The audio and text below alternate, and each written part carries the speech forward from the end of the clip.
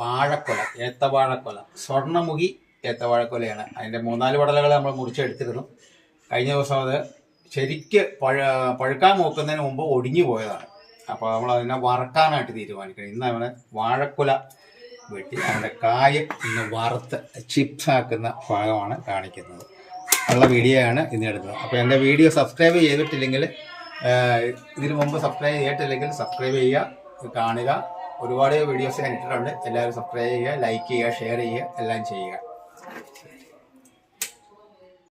ഇത് മഞ്ഞൾ പൊടി വെള്ളത്തിൽ കലക്കി വച്ചിരിക്കുകയാണ്. ഇതിനകത്തേക്കാണ് നമ്മൾ കായ പൊളിച്ചിട്ട് ഇടുന്നത്. അങ്ങനെ പൊളിച്ചിട്ട് ഇടുമ്പോൾ കായ്ക്ക് മൂപ്പ് കുറവാണെങ്കിലും മഞ്ഞ കളർ കിട്ടും. ഇതിനകത്തുള്ള ഈ വിഷാംശങ്ങൾ കാര്യങ്ങളുണ്ടെങ്കിൽ അതൊക്കെ പോകാൻ വേണ്ടിയിട്ടാണ് മഞ്ഞപ്പൊടിക്കകത്ത് ഇട്ട് കിടക്കുന്നത്. നമുക്ക് കായ പൊളിക്കുക കേട്ടോ.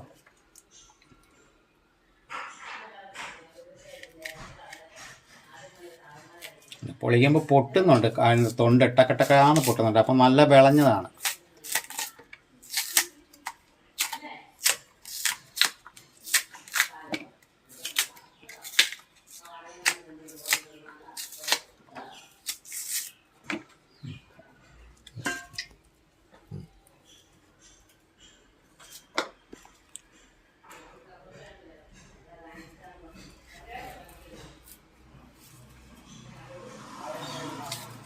നല്ല വിളഞ്ഞിട്ടുണ്ട്. അത് വറക്കുമ്പോൾ നല്ല ക്രിസ്പി ആയിരിക്കും.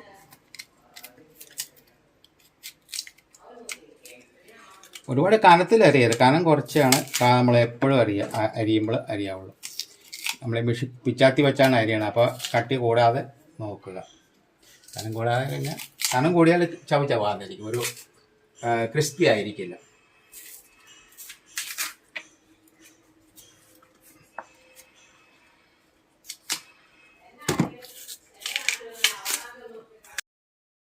മഞ്ഞൾ വെള്ളത്തിൽ ഇട്ടത് ആണ് ഇത്. അതിൻ്റെ വെള്ളം ഊർന്ന് പോയിട്ടുണ്ട്. ഇനി നമുക്കിത് അരിഞ്ഞെടുക്കാം വറക്കാനായിട്ട്. വളരെ കനം കുറച്ചാണ് അരിഞ്ഞെടുക്കുന്നത്. നമ്മൾ മെഷീൻ ഉപയോഗിച്ചല്ല അരിയുന്നത്, പിച്ചാത്തി ഉപയോഗിച്ചാണ് അരിയുന്നത്. അപ്പോൾ അത് അതിൻ്റേതായ സൈസിൽ അരിഞ്ഞെടുക്കും. ഇനി 2 തലയ്ക്കോ അത് വറുത്താൽ കട്ടി കൂടുതലാവുകൊണ്ട് അത് മാറ്റിയിട്ട് അത് സെപ്പറേറ്റ് പ്രത്യേകം വറുത്തെടുക്കും. ശരി, നമുക്ക് പറയാം.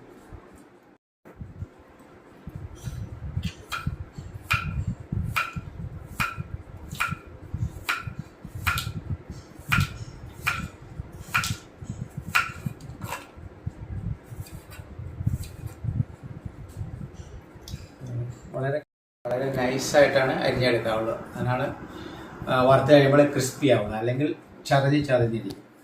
വറുത്തെടുക്കണം. കുറേ നേരം ഇങ്ങനെ കിടന്നു കഴിഞ്ഞാൽ ഇതുകൊണ്ട് അതുപോലെ നിറം കറുത്ത കറ ഇളകി വരും.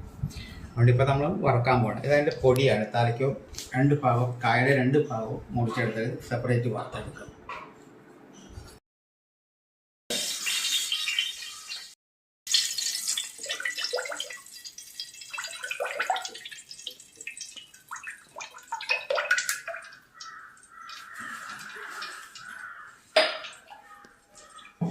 അര ലിറ്റർ എണ്ണ എടുത്തിട്ടുണ്ട്. ഈ എണ്ണ ചൂടായി കഴിഞ്ഞു കായ. അപ്പോൾ ഇതിനകത്ത് അരിഞ്ഞ കായ ഇടുകയാണ്.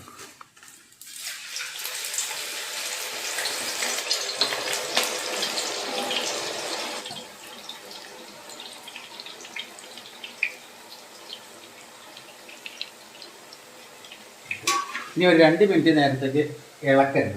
കാരണം ഇളക്കി കഴിഞ്ഞാൽ അത് ഇപ്പോൾ കട്ട പിടിച്ചിരിക്കുവാന്ന് തോന്നും, പക്ഷേ ഇളക്കി കഴിഞ്ഞാൽ അത് വിട്ടു പോരില്ല. അപ്പോൾ ഇപ്പോൾ ഇളക്കാൻ 2 മിനിറ്റ് കഴിഞ്ഞ് ഇളക്കി കൊടുത്തു കഴിഞ്ഞാൽ എല്ലാം വിട്ട് പോയിക്കോളും. നല്ല ഫ്ലെയിമിലാണ് ഇപ്പോൾ വച്ചിരിക്കുന്നത്. കുറച്ചായി കഴിയുമ്പോൾ ഫ്ലെയിം കുറയ്ക്കും. അത് നല്ലവണ്ണം മൂത്തിട്ടുണ്ടെങ്കിൽ നമ്മൾ കോരുമ്പോൾ ഉണ്ടോ കിലികിലാന്ന് ഒച്ച കേൾക്കും. കേൾക്കാതെ മുട്ടുന്ന കിലികിലാന്നൊരു ഒച്ച കേൾക്കും. ആ സമയത്ത് നമ്മൾ ഇനി ചെയ്യുന്നത് ഉപ്പ് ഒഴിച്ചു കൊടുക്കുക. ആവശ്യത്തിനുള്ള ഉപ്പ്. ഇത് ഉപ്പ് കലക്കി അതിൽ മഞ്ഞൾപ്പൊടി, ലേശം മഞ്ഞൾപ്പൊടിയും ചേർത്താണ് വച്ചിരിക്കുന്നത്. അതൊരു 3 സ്പൂൺ ഒഴിച്ചു.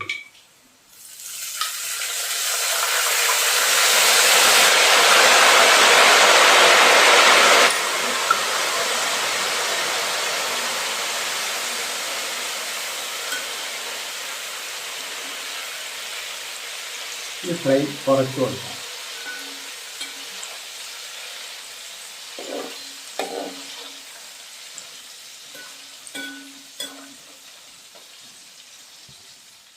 പാകമായിട്ടുണ്ട്.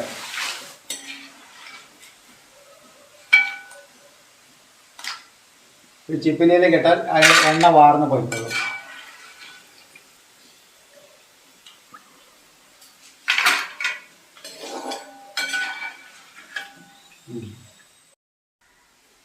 അപ്പോൾ നമ്മൾ ഒരു പ്രാവശ്യം ഇത് വറുത്ത് കഴിഞ്ഞു. ഇനി നമുക്ക് കഴിച്ച് നോക്കാം. അതിന് മുമ്പായിട്ട് ഒരു പീസ് ഗണപതിക്ക് വയ്ക്കുക. എന്തെങ്കിലും വലിയ പലഹാരങ്ങൾ ഉണ്ടാക്കുമ്പോൾ ആദ്യം ഗണപതിക്ക് വെക്കണം. ഇനി നമുക്കിത് കഴിച്ചു.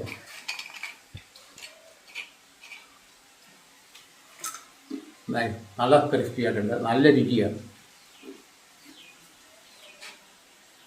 നമ്മൾ ആഴ്ചയിൽ ഒരു ദിവസമെങ്കിലും ഇത് നമ്മുടെ കുഞ്ഞുങ്ങൾക്കും കുടുംബത്തിനും വേണ്ടി പാടുപെടുക. ഒരു 2 കിലോ കാ മേടിച്ച് അരിഞ്ഞ് ഇതുപോലെ വറുത്തെടുക്കുക. അപ്പോൾ നല്ല നാച്ചുറലായിട്ടുള്ള കാ വറുത്തത് നമുക്ക് കഴിക്കാൻ പറ്റും. വറുത്തെടുക്കാനുണ്ട്. ഇനി വെക്കേഷനൊക്കെ വരികയാണ്. വീട്ടിൽ നമ്മൾ ചിപ്സ് ഉണ്ടാക്കി വെച്ചാൽ കുട്ടികൾക്ക് ആവശ്യമനുസരിച്ച് പെറുക്കി കഴിക്കാം. നല്ല ചിപ്സ് കഴിക്കുക. എല്ലാവരും ട്രൈ ചെയ്യുക. വീഡിയോ ലൈക്ക് ചെയ്യുക, സബ്സ്ക്രൈബ് ചെയ്യുക, കൂട്ടുകാർക്കെല്ലാം അയക്കുക.